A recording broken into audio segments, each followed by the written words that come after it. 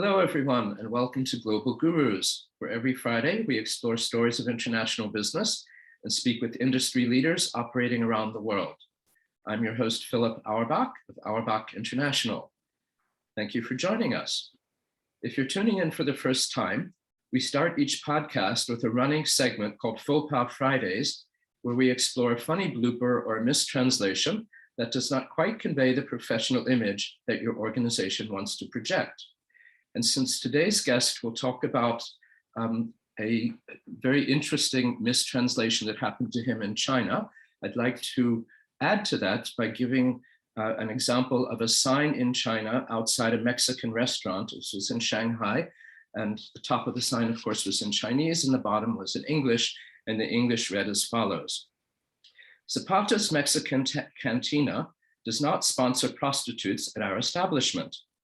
If you are a prostitute, please refrain from entering our garden or restaurant.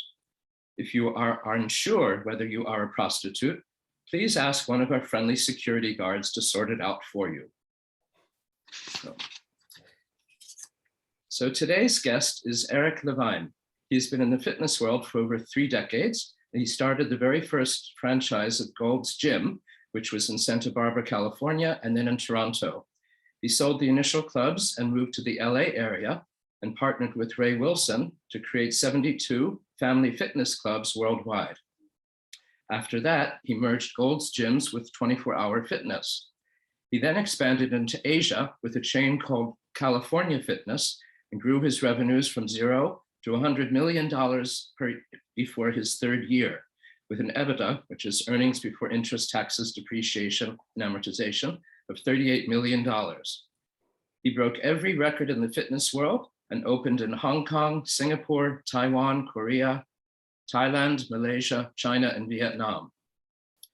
Around 2008, he sold California Fitness to 24-Hour Fitness and retained some 24-hour shares. And the 24-Hour Fitness chairman, Mark Mastroff, sold the company for $1.78 billion. Eric loves adventure, meditation, yoga, and mystical stuff, and has traveled to 89 countries. Welcome, Eric. Delighted you've joined us. Thank you, Philip. I'm glad to be here. So before we dive in, could you perhaps tell us a bit more about your personal background, how you grew up, and how you gained your global experience? Sure. I was born in Montreal, Canada, and didn't really enjoy the constant blizzards. Talk about global warming. When I was a kid, I remember it snowing well before Halloween and going right into May, day after day. And now my brother, who still lives there, tells me it snows maybe 10 days a year. So one of my goals was to get out of Montreal. I remember asking my dad, I was into golf and I was watching the Hawaiian Open and looking at the ice on the inside of the windows of my house, watching the Hawaiian Open and saying to my father, why did you decide that the family should habitate here in this tundra? And I made my mind up that as soon as I could, I'm leaving Montreal. And my first foray, it's a very interesting story, I think. I was born in Montreal in a Jewish enclave called Côte Saint-Luc, which we named Côte Saint-Jew after. I think we were 100% Jewish. So I was into yoga and meditation, and the Beatles were my heroes. The Beatles found the Maharishi Mahesh Yogi, went to India, and that was the beginning of their spiritual story, which George Harrison stayed in. And I thought, wow, if that's what they want to do, I'm going to do that too. And I had my bar mitzvah, and I had $3,600 in my savings account. And when I was 14, I took all my money and I ran away to India. The only one that knew was my brother. And so it took 2 days before I got there. I had to fly from Montreal to Amsterdam, Dubai to Delhi. And 2 days. My mother and father were wondering where their 14-year-old boy is. And finally, I got through to my mother, and she said, "Where the hell are you?" And I said, "I'm in New Delhi." And she paused and she said, "Oh, what New Delhi is that? I'll come and pick you up." Thinking that I'm at, the new Schwartz's delicatessen down the road. So that was my first crazy adventure into international waters. Amazing. At 14, that's Yeah. incredible. So then I traveled. I wanted to be a golf professional. I played in Florida for a while and wasn't good enough. I mean, when I got there and I was already a scratch handicap, and my caddy who was, I was 17, my caddy was 14, he was twice as good as me. And there was no way I was going to end up making that. And I was lucky enough to, well, actually, it was my girlfriend at the time's mother called me and said, "Go get the Newsweek magazine." And I said, "Okay." I was back in Montreal at the time, it was snowing. She said, "No, no, go now." And first of all, I don't know why she would call me. She didn't like me. None of my girlfriend's mothers liked me, apparently. And she was insisting. Anyway, make a long story short, I got the Newsweek. On the cover was this Christy Brinkley style, beautiful blonde and water. And it said Club Med. The geos that work there are the true gypsies of the world. I didn't know what a Club Med was. I didn't know what a geo meant, but I certainly knew what gypsy meant, and I certainly liked the picture. And I read the article, and I'm telling you, Philip, when I put that magazine down, nothing was going to stop me from getting that job. So it's a French company, and I spoke French, being from Montreal. And I applied, and I remember getting the envelope from them. My heart was pounding so hard, and it said, "Félicitations, congratulations. We'll see you in Club Med Les Boucaniers, Martinique, April 15th." And it was, I got it. I did it.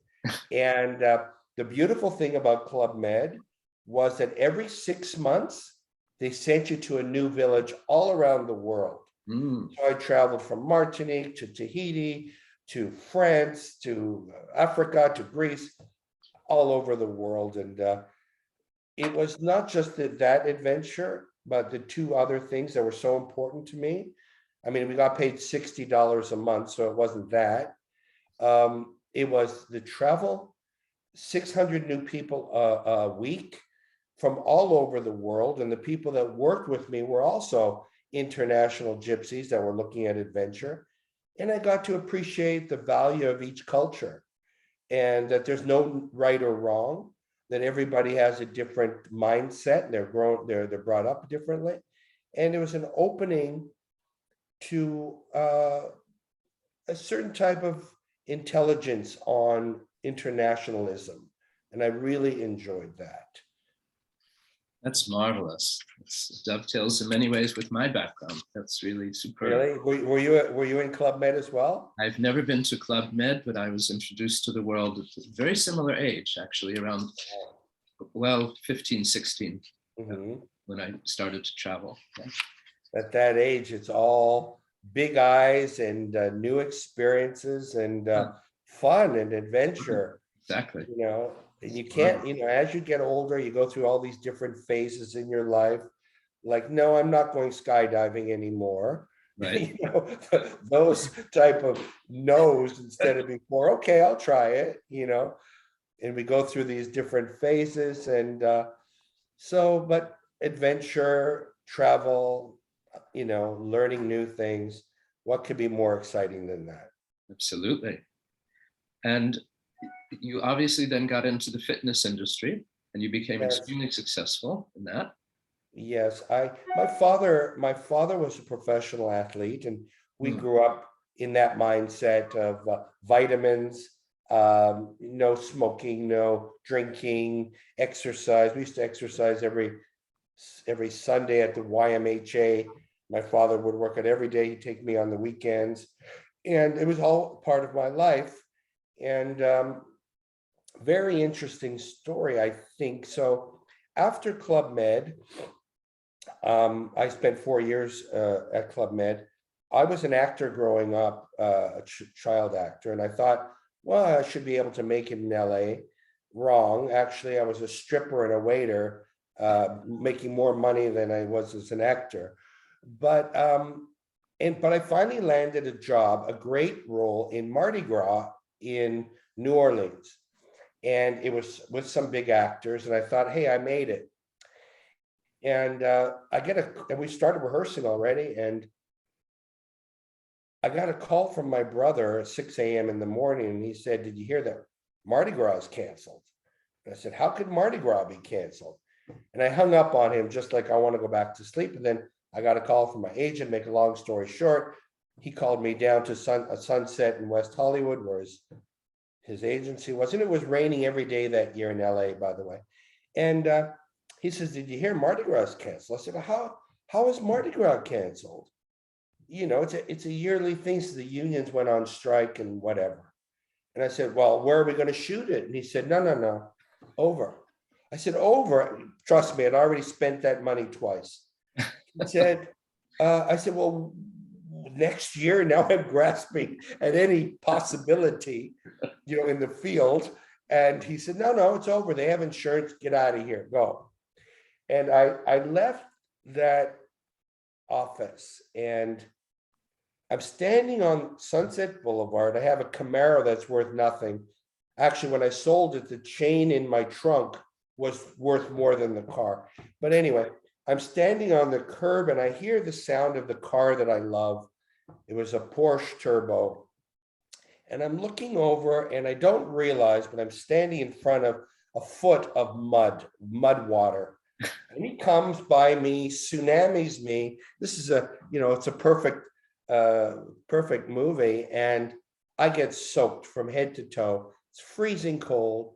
The tears are meshing with the mud, and I said, okay, that's it.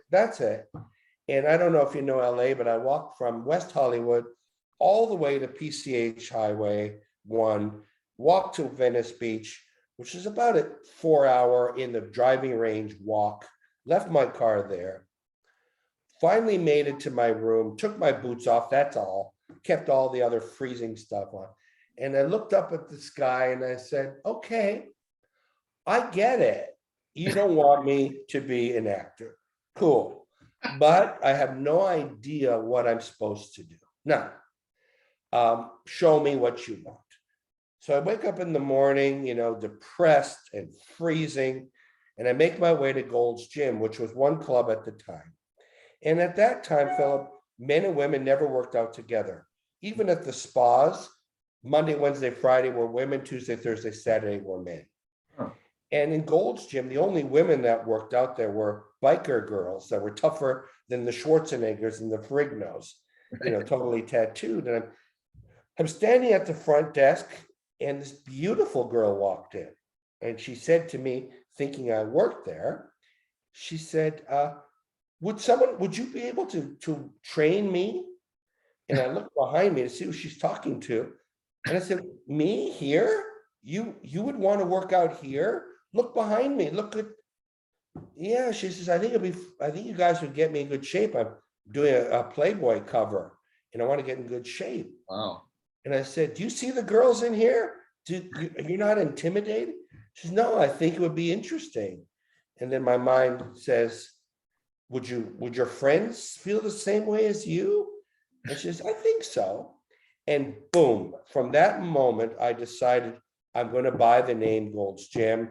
And I bought the name, and I opened up, as you mentioned in the opening, for Toronto and Santa Barbara. And I changed the name to Gold's Gym to Gold's Fitness, which was easier for women and men. Mm. And I did all my branding, all of everything to feature women and make it a unintimidating atmosphere. And when I sold my clubs, I had more than 50% women memberships. Mm. So what I had done was I got into the fitness industry because that's what I knew. We It took off like crazy. And that was the beginning of my foray into ownership in the fitness industry. That's amazing. What a great story. Yeah. Um, can you share some of your other many successes internationally and how you opened and how things succeeded for you? Okay. Well, yes, I will, Philip. So I mentioned Club Med earlier, I really learned about branding. Mm. They were an international organization. They had 80 locations, probably 50 or 60 countries. So they had to know something because, as you know, and I know, each culture is different. There's lots of nuances, and you have to know what you're doing. So they Mhm. obviously knew. And I watched that even though the food was okay, the rooms were not great, 2-star, 3-star. Our sports were kind of okay. Our shows at night, which I was putting them on, were campy at best. In the parking lot, Philip, everyone was crying when they had to go home. Huh. Everybody. Doctors would give up their practice if they could stay a few months and be the doctor on the scuba boat. Mm. So I realized, well, hell, it wasn't about money. It wasn't about it was about the experience that they got. That the value of that week could not be duplicated if you paid 20 times that. Mm. We as GOs got paid $60 a month, as I mentioned, and there was 1,000 people that would have taken our job, waiting to take our job. And as a matter of fact, when I found my years later, the gentleman that hired me, who interviewed me in New York, he said I was the only one they hired out of 1,000 people that weekend. And I Mm. said, why? Was it because I spoke French? He said, no, it was that wild sparkle in your eye. Wow. That's what we want. And that I've never forgotten that. That's one of the best compliments I ever got. But I learned about branding through Club Med. They would do a 15-second commercial called, you see, someone just their hair blowing in the breeze. Club Med, the antidote to civilization. Mm. And I really honed in on that. And when I opened up my first Gold's Gyms, I also opened up Super Gym advertising. And I started doing advertising and marketing for all fitness centers. I was the official Gold's Gym advertising company at that time. Then it had grown to about 100 locations. And on my second commercial that I did it myself, directed it and wrote it and shot it. I won the silver medal at Cannes Commercial Festival behind Michael Jackson. Wow. Okay. Yeah, and they used my commercial as the promo for the world to get people interested. Mm. So I realized that, hey, I'm good at this. And that has helped me, I believe, through all what I'm doing. As you know, and I know, marketing is a big factor in success in Yeah. every country. And I took that with me when I worked through all the different clubs, as you mentioned, Gold's Gym, Family Fitness Centers. Fitness Centers, what a perfect name again. During the Reagan era, families are cool again. And that worked exceedingly well. I had my partner, Ray Wilson, who I spoke to yesterday. He's 95 Wow. and he's still my mentor. And we partnered in that. And then we merged with 24-Hour Nautilus, called it 24-Hour Fitness. Mark Mastroff was the founder of 24-Hour Nautilus. And I retained a big shareholding, third biggest in the company, but I didn't want to be part of a big corporation. So I went and opened up California Fitness Center in Hong Kong. Mhm. Originally, our plan, Ray and I, were going to open up in the Philippines, low-cost fitness centers. But when I landed in Hong Kong and I couldn't sleep, Hong Kong's not that big of an island. I walked almost the whole island, saw that everyone had brand names. Whether you were a bank teller, you had a Chanel bag or Hermes bag. And I'm thinking, well, how would they do that? And I realized that branding is so important to Mm. the Hong Kong people. And I said to Ray, no, I think I'm going to stay here and I'm going to open up a high-end fitness center. And in Hong Kong and throughout Asia at the time, this is before the handover from the British to China, 1996, there was no fitness centers, none, Wow. none. And here I am, I have not known there, I don't know anybody. I'm in Hong Kong and it is an international situation. At that time, the Chinese school system, you had to learn English. Now you don't. No one speaks. Sadly, we all know what's happening in Hong Kong now. It's terrible. But at the time, everyone spoke English. There's a huge expat community. So I figured, if I'm going to open up in Asia, I better start with international situations. So there I am. I've moved already to Hong Kong, and everybody's telling me the Chinese will never work out. The women will never sweat in front of anybody, any man. You'll never find a location over, a couple thousand square feet. The leases are 1 year. That's as long as you're going to get. And sorry about that. And so the leases are 1 year at best. And go home. Go home. Everything was against me. So here I am, and I'm thinking, geez, I've already visualized this. I've manifested it. I've already seen the club. It's 4 stories. It's ground floor entrance. It's 40,000 square feet. I hear the music. I see the people. I smell the smells. I can even feel the money. I had already manifested to a definite level. It's impossible that I'm going to fail. It's impossible. And I remember leaving a landlord who was so pretentious. He was blowing cigar smoke rings right over my nose. He was a master. And I'm thinking, I said, can you stop smoking, please? He said, well, I'm not going to stop smoke because this meeting's over. There's no way I'm going to rent you my place for any amount of money. There's no such thing as gyms here. Kick me out. So I left that kind of depressed. And again, thinking, is my manifestation not working anymore? And sure enough, I walked down the street a different way than I normally got to this area, international restaurants and stuff. And I see a sign going up on a building that I had never seen before. Guess what? 4 stories, all glass, ground floor entrance, escalators, exactly. And the sign said for lease. Wow. Exactly like I had imagined. Exactly. Now the tough part. Okay, I'm in Hong Kong. I don't know a soul really. How the hell am I going to convince that landlord to give me his space?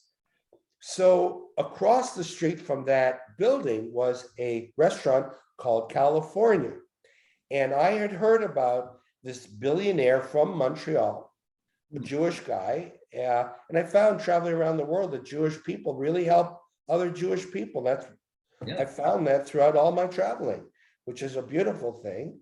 And I stopped in and I said, I heard that Alan Zeman owns this restaurant. And she says, 1 second. He comes over and says, I'm Alan Zeman. And I said, Mr. Zeman, hi, I'm Eric Levine. I'm also from Montreal. He said, oh, hi, great. How are you? One thing led to another, and I sat down. So what are you doing here? I said, I'm trying to open up fitness centers. He said, oh, that'll be good. Hong Kong needs it. And I said, the building across the street from you, that's what I want. And he laughed. He said, that's 40,000 square feet. I said, yeah. He said, you're going to put a gym in there? Yeah. I said, well, how are you going to do it? And I said, well, first I have to meet the landlord. He said, oh, William, he's my friend. Let me make a phone call. The landlord came down. So this is all within half an hour of getting the cigar rings on my nose. To make a long story short, the guy says, sure, I'll rent you the space. He says, can you afford it? And I, with my big kahunas, and I'm thinking, of course I can afford it. He says, it's $250,000 US a month. Right. So I bite my lip, and as being a salesman, I just show no emotion. I said, "Oh, that's interesting. Yeah, of course I can afford it." I said, "Okay, well, I need 6 months in advance. Oh, Now it's $1.5 million." wow. So I said, "Oh, okay." And he said, "Well, if you can come up with that kind of money and you show me certain covenant." To make a long story short, I call my partner, Ray Wilson, who at the time is about 75 years old. And I said, "Ray, I got great news." He said, "What's that?" I said, "I found the best location in Hong Kong." He's in California at the time. He said, "Well, how much is it?" And I said, $250,000. He said, "How did you get it so cheap?" Thinking it's a yearly Right. cost. That's the cost of a California club, about that. And I said, "A month, Ray, a month." And I thought I gave him a heart attack because I didn't hear anything for a few minutes. I thought he was dead, defibrillators. And he came back to life. And to make a long story short, we opened up the first California Fitness in that location. It cost us $4.5 million, not including the deposit. Mm. So we're in for 6 million plus, plus, plus. We made our money back 90 days after opening. Wow. It's extraordinary. It's crazy. And it was so exciting, Phil, that I remember one day and thinking, I haven't slept this week. It was too exciting, the adrenaline and Yeah. everything. We pre-sold 3,600 people Mm. at about $1,000 each. And honestly, I would have to say 90% of them had no idea what they bought. They had no idea. And that's how I started in Hong Kong, in Asia, doing fitness. That's amazing. What a great story. Um, you had told me a story before about the sweatshirts, I guess, for Uh-huh. California Fitness. Perhaps you could share that with us. Perfect to a master of translation like yourself. So, I there's no such thing as personal training in Asia. I started that. And I'm thinking I want to have beautiful uniforms, and I'm going to put something, a phrase in Mandarin, at your service is what I came up with, at your service. I thought, okay. And I'm thinking, okay, I'm going to have 20 locations. So I'm going to need 1,000 jackets. So, they told me 500 jackets is, let's say, $50, but if I go for 1,000, it's $20. So I said, okay, let's do 1,000. So I'm so proud of it. And I have an all staff meeting. And by the way, it was my assistant who suspiciously, she's talked, English very well. She's always, and spoke Cantonese. And I should have thought, I've never really heard her speak Mandarin. But anyway, I have an all staff meeting there, and I'm so proud. I put my jacket on and I turn around and everyone's hysterical, which isn't a good sign. And I say, okay, so what's so funny? Apparently the wording, the type of the phrase that I wanted, at your service, was what a prostitute would say to their client. I'm at your service. What can I do for you? So that was one of my first cultural lessons and costs. That was an early one, but certainly there was many more through my years traveling and opening up businesses in other countries. That's marvelous. One of the you mentioned about the translation business. One of the services that we offer is what I call name screening, to exactly avoid that kind of situation. Your company name, your slogan, your product name, they should all be screened in at least 10 major languages before you plunge in and do anything, because that can happen. And Phil, you're so right. And it's not just about the obvious stuff. Yeah. That, okay, mine was an obvious mess up and I caught it early. So the damage was those sweat, I lost whatever I lost. But how many things go on that no one stops and tells you, hey, that's really not the way we look at that phrase. That's Mm. really not, doesn't make us feel comfortable, or, Right. the subtleties that build up through the years, and people take it, in so many different ways. You really, really have to do your due diligence, have someone like yourself, like your company, watching your back and leading you, because Mm. mistakes can be huge. Mine was a small one, Right. but it woke me up. It woke me Absolutely. up. Another thing that I learned, Philip, was early on, which was so important, that Canadian or American would never know. I don't think any Western would know this. I learned the phrase taking someone's face, Mm. or giving someone's face. Yes. And in our world, we all have egos, we have our reputations that we try to make and protect. But in Asia, taking someone's face is so deep that they'll either honor you for life if you gave them face, and quite the opposite if you've taken their face. And things like that, thank goodness I learned that early, because when you're traveling around the world, you better realize what is their culture, what are their hot buttons. And the earlier you learn them, obviously, the easier your life is going to be, whether you're just living there as a tourist, or as an expat, or doing business. Mhm. You really have to be aware of the culture, what they place importance on, and how you can merge with them. I mean, I had to lead because there's no fitness there. So I had to do what I had to do to get everybody interested in fitness. And then obviously others came, and like the rest of the world. But you can lead, but you have to be sensitive to the culture, so you don't be like the big ugly Canadian or American forcing your way on anybody. It Mhm. has to be that sweet spot of, yeah, of course I'm going to teach you fitness, because we know that Mhm. we're educated in that. Right. But I'm not saying you have to look like Arnold Schwarzenegger.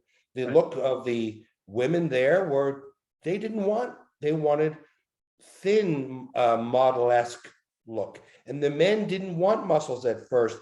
They wanted more of a Bruce Lee look, let's say. Mm. And as things progressed, things progressed. Yeah. So my ads had to reflect that. And I was lucky enough that Cindy Crawford was my spokesperson. So, Mm. and she was the #1 in the world at the time. And so women say, oh, okay, so it's about that look. And, and that was from immersion into the culture. I'd been in Hong Kong for a couple of months, went to all the bars, went to the nightclubs, went to the restaurants, went to fashion shows. I went to every place that I thought my members would hang out at, to see what they were wearing, and trying to understand what it was that they wanted. Mhm. Certainly different than the girls in California, Right. certainly different than the men in Muscle Beach, Right. but that's not going to work. And my logo that I created was, and I chose the name California Fitness, because, and my logo was sunglasses, palm trees, sunglasses, so you don't know if they're Asian or not. Mm. California, because worldwide people like that California, Hollywood, Yes. beaches, Cool. Baywatch, but not everybody loves America. Right. So California Fitness had that excitement, that mystique, without ruffling anybody's feathers. And those are the type of things you have to know when you're doing international business, Mhm. what it is. I mean, I'll give you, for instance, another one. At my grand opening, I had the Governor Patton, come and actually cut the ribbon. Mhm. There was another club that opened up soon after, a few months after, and they called it New York Fitness. Mm.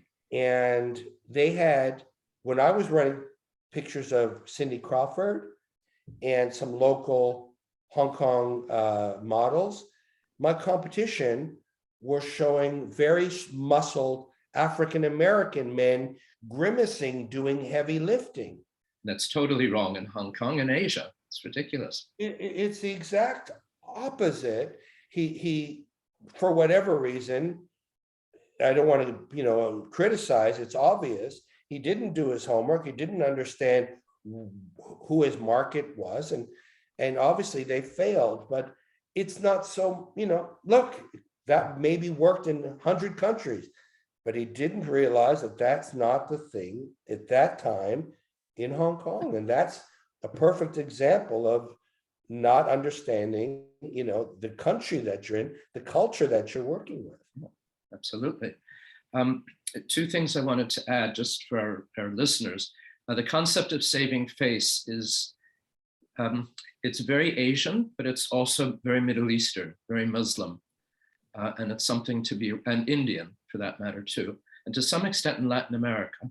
And it's basically the idea of saving a person from embarrassment, making sure that the person's dignity and respect is maintained, and doing nothing that might publicly offend the person. So that's very important. I wanted to ask about, you said one of the obstacles to opening in Hong Kong was the women don't want to sweat. So how did you then manage that? How did you bring the women into your gym and encourage them to? Philip. So, and that goes to the point I made earlier about leading without forcing.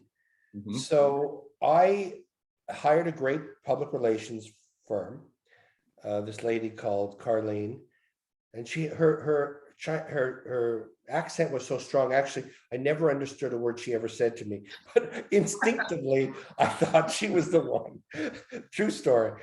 And I said, look, I want all the celebrities, all the ties, which are rich ladies in Hong Kong. I want everybody here. I want the movie stars. I want the billion. I want everybody here. And I don't care what we do. I want to create a class where we'll pay a couple of actresses to come, or whatever we have to do to attract and show that our California membership card is more important than a black Amex card. And that's what we did. We had the movie stars come in. We had Governor Patton. When Governor Patton cut the ribbon, and the law in Hong Kong is where the governor goes, all media has to go. We had all the top movie stars there. We had the Alan Zemans there. We had the billionaires. We had the classes, Cindy Crawford. We made it so that it wasn't about sweat. It wasn't about workout. It was about fashion, the coolest place to be. You go there, you're a cool person. Yeah. It's not about sweating. It's not about working out. It's about, we called it exertainment because we had the DJs playing the music. And the last thing you thought when you walked into that place, of course, we had hundreds of pieces of exercise equipment, was working out. You thought it was either a casino or a cool nightclub. So the sweating and all that, gone. I obliterated that. That's fantastic. That's a superb way to brand something and make it work. It's outstanding. Thank you. Before we end, can you give me another sort of a cultural blunder, either that you know about or that you encountered or something with your experiences? Well, if we had a few days, I could give you about 1,000 of them. Right. Let me touch on a few very important ones, I think, for your listeners. Number one, never forget ever that you're a guest in that country. Never forget that you will never win a lawsuit against a local in that country. Don't even, whatever you got to do, you settle if that's possible. You will not win regardless of right or wrong. That has nothing to do with it. Okay. And I've opened up in dozens of countries. It's always the same. And I have another really interesting story, but I don't know how much time we have. So that's rule number one. You're always a guest, and I was in Thailand for 10 years and had a public company there. I'm married to a Thai lady, I have a Thai son, and I'm a guest. And remember another very important thing when you're doing business. Some countries, you have to have 51% of a local person being your partner. Right. Yes. Now, your lawyer will say, well, like Thailand, for instance, a non-Thai cannot own land, cannot own a business. And yet there's, Four Seasons and everything else there. How is it done? It's done through nominees and through lawyers. However, should it come down to your company being focused on by the authorities or anybody of power, you're in jeopardy. You're in jeopardy. Mhm. Let me give you a for instance. And another key point is, who is your partner? Because you could be in a situation that everything looks great and your lawyer said, yes, we've papered it properly. Even though on paper they own 51%, you really have the power, et cetera, et cetera. That's not assurance enough, okay? That is not enough. For instance, your landlord is your partner, okay? And in your lease, you have every 3 years, your lease goes up by fair market value, okay?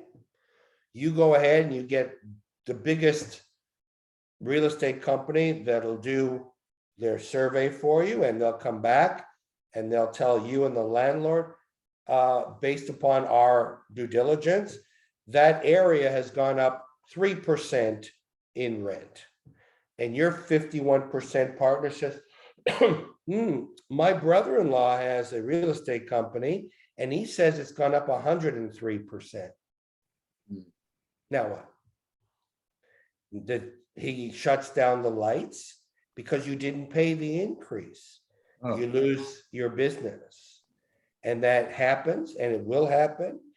And what I'm saying basically is, it's not all what you think it is. You have to realize that the dangers are there, and you are not one of the locals, no matter what, no matter how, you can give to charity, you can do everything as a good person. Be aware at all times, there's always a risk that something could happen, and there is no recourse.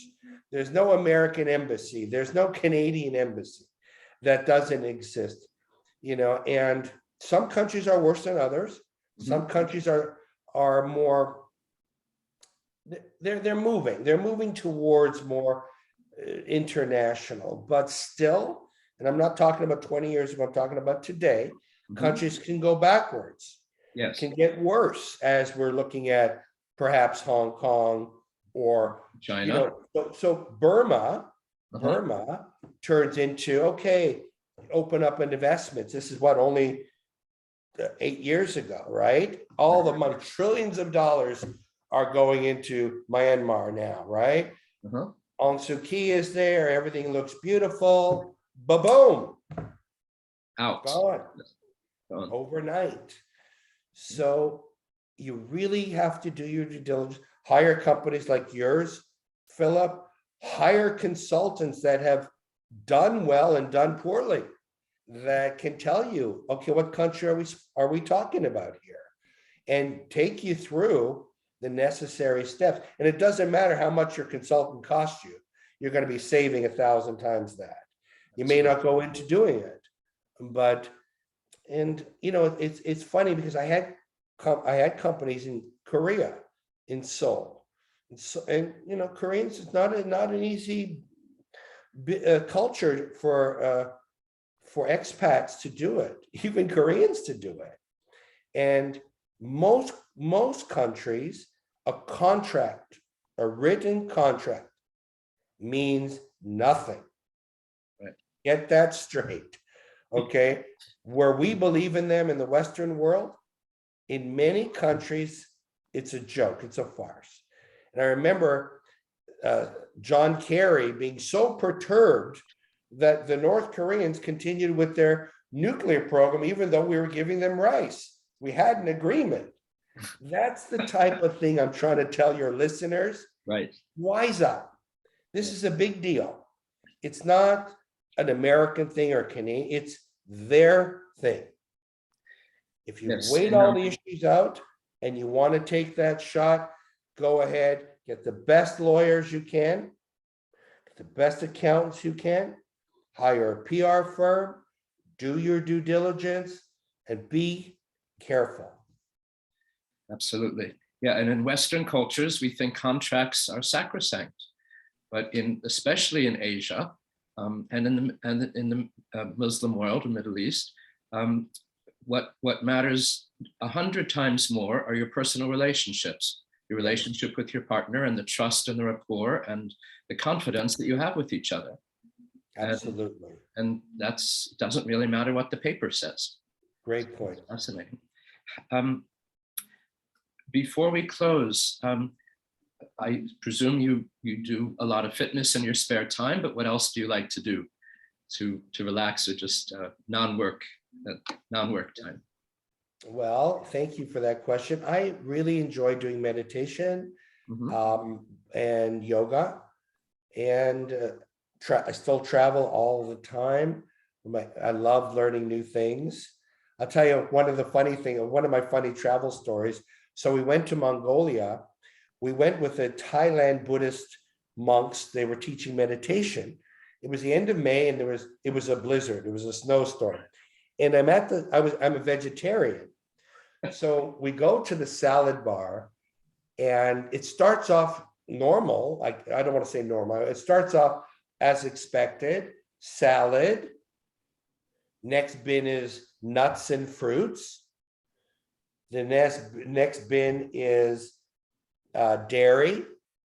The next bin is fish, then seafood, then seafood, then chicken, then beef, then pork. And this is the most famous restaurant. Pork, dog, horse. Wow. Other. It was the other that got me. That's wonderful. So that's it. I still do lots of business and interested in doing interesting things in business around the world.